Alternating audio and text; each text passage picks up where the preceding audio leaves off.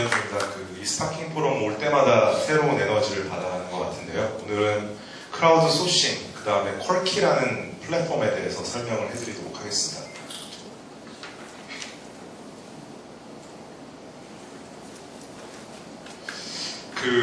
왜 크라우드 펀딩 업체인 유캔 펀딩이 크라우드 소싱에 대해서 소개를 할 수 있느냐라고 하면, 크라우드 소싱 컴퍼니와 크라우드 펀딩 컴퍼니는 거의 사촌지간 정도의 DNA를 공유하고 있습니다. 크라우드 펀딩 같은 경우는 돈을 모아주는 플랫폼이라면, 크라우드 소싱 컴퍼니는 제품을 만들어내는 크라우드 플랫폼인 거고요.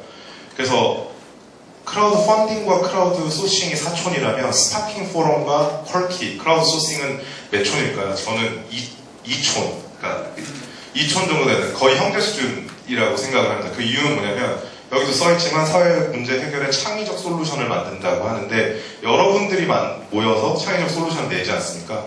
여기는 그 창의적 솔루션이 제품으로 발현되는 플랫폼입니다. 그래서 발명이라는 키워드를 가지고 발표를 할 거고요. 21세기의 발명가들은 굉장히 힘든 시기를 겪었습니다. 21세기라고 했을 때 2000년도부터 2008년도까지를 이제 볼 수가 있는데요. 어떤 분이 나 제품을 발명할 거야 라고 얘기를 하면, 그렇게 많은 분들이 어떤 얘기를 하냐면, 몽상가다, 내 철없는 놈이다, 돈 많냐, IT 시대에 뭔 발명을 하냐, 발명은 대기업이 하는 거지, 그러다가 망한다, 이런 게 거의 대다수 분들의 의견입니다. 여기다 이제 그 부모님들 의견까지 더하면 그냥 의대 나가지 무슨 발명을 한다 그러냐라고 말할 정도로 사회적인 시선이 발명가한테 굉장히 싸늘했던 시기였던 거죠. 그래서 21세기 발명가는 IT 서비스의 강세 및 거대 기업의 제조업 석권으로 인해서 설 자리가 전혀 없었습니다. 발명이란 게 굉장히 어렵습니다. 발명은 함정이 일단 하나가 있는데요. 첫 번째는 돈입니다. 발명을 하려면 일단 시제품을 만들어 봐야 되고요. 여기서 굉장히 이것도 미니마이즈해서 잡은 건데 500만 원에서 1000 목돈이 깨지게 돼 있고, 제품을 유통시키려면 기본 유통이 될 만한 많은 걸 만들어내야 되는데, 그것은 수천만 원에서 몇억 대까지 비용이 발생합니다. 그러면 발명가들이 어디서 돈을 조달할 수 있을 것이냐? 첫 번째 방법은 융자가 있을 거고요. 융자는 실패했을 시에 빚더미에 남게 됩니다.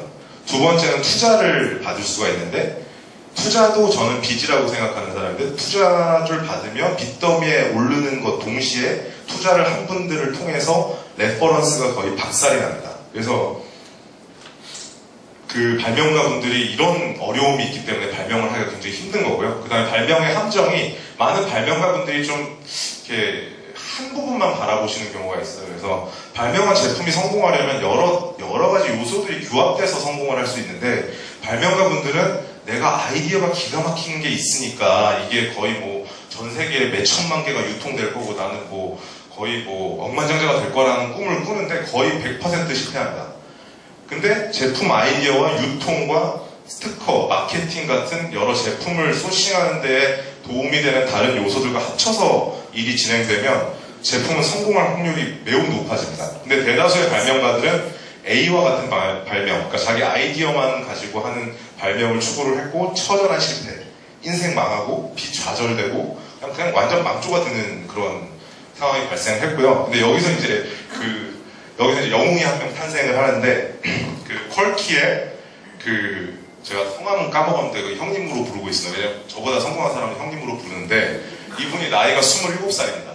네, 23살에 퀄키라는 컴퍼니를 창업을 했고, 2013년 현재 100만 명 회원에 5천만 달러, 즉 600억 정도를 벌어들이는 회사로 성장했습니다. 저희 회사보다 회원 수가 한 6배 정도 많은데요. 저는 되게 이분을 존경하는 이유가 100만 명의 회원으로 5천만 달러의 매출을 낸다는 거는 거의 불가능에 가까운데, 이거를 해낸 분이 바로 이 사람입니다.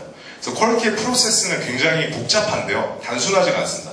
어떤 사람이 아이디어를 제출을 하면 네티즌들이 그 아이디어에 대해서 신랄하게 보고 평가를 합니다. 평가를 하고 의견을 덧붙여주기도 하고 투표를 붙여서 쓸데없는, 그 다음에 성공 확률이 낮은 거는 다 드랍이 되고요. 그 다음에 이제 제품 개발이 이루어지는데, 제품 개발이라는 거는 3D 프린터가, 이분이 참 운이 좋은 게 또 이분이 잘 될 때 3D 프린터가 또 붐이 되면서 시제품을 굉장히 싼 가격에 조달할 수 있게 된 거죠. 그래서 시제품을 개발한 다음에 이 회원들의 반응을 듣습니다. 그래서 반응이 좋다. 그러면 오케이, 제품을 생산해서 양산에 들어가고 제품을 유통을 시킵니다. 그래서 이제 나중에 수익이 남으면 수익의 90%는 퀄키가 가져가고 나머지 10%를 아이디어를 낸 분이 가져가게 됩니다. 그래서 맨 처음에 보여드린 이 가운데 계신 분이 거의 퀄키로 로또 하나 당첨되신 분인데요. 저분이 저 아이디어를 내서 6억 원의 수익을 배분해서 가져갔습니다. 결국 그 회사 그 제품의 매출은 70억 원 정도에 나왔겠죠. 그래서 다음번을 보시면 이제 퀄키의 아까 방금 소개해드린 그분이 제작한 게 바로 이 제품입니다. 바로 피봇 파워라는 건데 보통 어댑터들이 1줄로 되어 있지 않습니까? 근데 이거는 이렇게 꼬여 있습니다. 그래서 꼬여 있어서 여러 가지가 멀리 선을 거추장스럽게 할 게 없이 바로 꽂아서 쓸 수 있는 제품인 거고요. 아무튼 이 제품이 가장 히트 상품이고 퀄키를 거의 반석에 올려놓은 히트 상품이 됐습니다. 그 다음이 유명한 게 이거는 이제 레몬 스퀴저라고 불리는데 보통 음식들을 제작하실 때 레몬을 슬라이스 쳐서 짜거나 이런 과정이 들어가는데 이거는 저기 이렇게 보이는 걸 레몬 안에 감아놓고 그 레몬을 스프레이 같이 뿌리는 겁니다. 그러면 음식에 굉장히 그게 잘 스며들 수 있겠죠.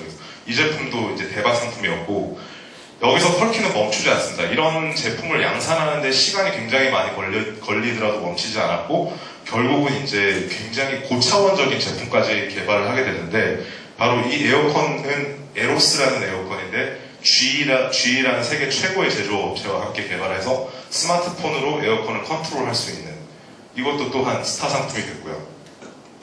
그래서 퀄키의 눈부신 성장과 미래를 보면 아까 말씀드렸지만 굉장히 이제 성공을 했고 제가 위대하다고 평가하고 저는 이분이 스티브 잡스 이상으로 갈 수 있다고 생각을 하는데 그 이유가 뭐냐면 퀄키라는 비즈니스는 굉장히 어렵습니다. 커뮤니티가 컨트롤돼야 되고 그 안에 커뮤니티 사람들이 긍정적인 피드백을 주도록 움직여야 되는데 거기에 대한 걸 완벽하게 해냈고요. 두 번째는 아까 돈이 굉장히 많이 필요하다 그러지 않았습니까? 퀄키도 처음에 굉장히 부담스러웠을 겁니다. 시제품을 양산하고 나중에 제품을 찍어내는 데까지 10개, 20개의 과정을 버티지 못하면 수십억의 부채를 안고 도산을 했겠죠.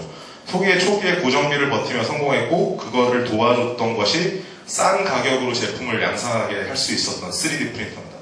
그래서 결국은 이렇게까지 해서 기본 성공을 이룬 다음에 전 세계 유통을 재빠르게 이루어내면서 여기도 롯데백화점이나 이런 데도 퀄키가 지금 입점해 있습니다. 그래서 제 생각으로는 한 20년 후에는 매출액 7천억 이상 하는 회사가 될 거라고 예측을 하고 있고요. 그 다음에 이 퀄키가 거대 기업이나 아니면 기본 사람들이 안이하게 가지고 있었던 제조업을 상당 부분 장식할 거라고 생각을 합니다. 그리고 스파킹 포럼이랑 아까 거의 2촌 정도의 DNA를 공유한다고 생각했는데 한국에서도 이런 굉장히 혁신적인 스크라우드 소싱 컴퍼니들이 나타나서 성공을 했으면 하는 바람이 있습니다. 여기까지 발표를 마치겠습니다.